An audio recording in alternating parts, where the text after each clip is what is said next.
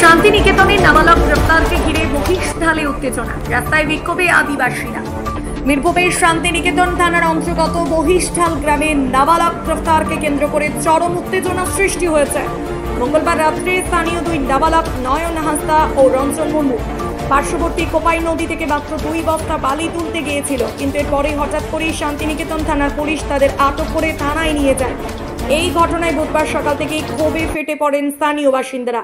মহিষঢাল গ্রামের কাছে বোলপুর থেকে রামপুরহাট যাওয়ার ব্যস্ত সড়কে আদিবাসী সম্প্রদায়ের মানুষজন অবরোধে সামিল হন, ফলে সকাল থেকেই যান চলাচল কার্যত স্তব্ধ হয়ে যায়। অভিযুক্ত গ্রামবাসীদের অভিযোগ, বর্ষাকালে সাধারণ মানুষকে নদী থেকে সামান্য বালি তুলতেও দেওয়া হয় না, অথচ প্রতিদিন ভোর রাত থেকে চলতে থাকে অবৈধভাবে ট্রাক ও ট্রাক্টরে বালি পাচার। এই পুরো প্রক্রিয়া হচ্ছে স্থানীয় থানার মদতি, ফলে সাধারণ মানুষকে হয়রানি করা হচ্ছে, অথচ বড়সড় পাচারকারীরা থেকে যাচ্ছে ধরা ছোঁয়ার বাইরে।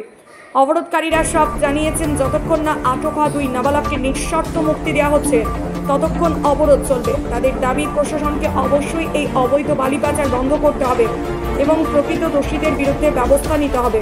এদিনের ঘটনা এলাকায় উত্তেজনা ছড়ালেও আদিবাসী সম্প্রদায়ের অবস্থান স্পষ্ট, তাদের সন্তানেরা অন্যায়ভাবে জেলে যেতে পারে না। তাই এই আন্দোলন যতদিন না ন্যায় বিচার মিলছে ততদিন অব্যাহত থাকবে।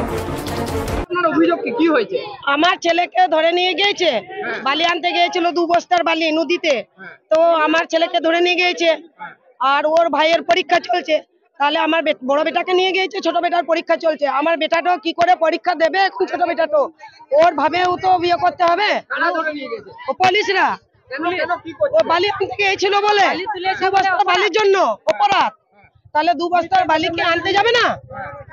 তাহলে নদী থেকে দুটো বাচ্চা বালি আনতে গিয়েছিল বস্তা নিয়ে, সেই বস্তা নিয়ে বালি আনতে গিয়ে আমাদের ছেলে দুটোকে ধরেছে।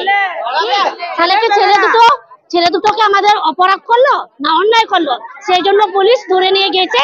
আর এইদিকে যে গাড়ি গাড়ি ওই বালিঘাট থেকে গাড়ি গাড়ি বালি পাচার হচ্ছে, ওইদিকে ঘুষ খেয়ে পুলিশরা ছেড়ে দিচ্ছে।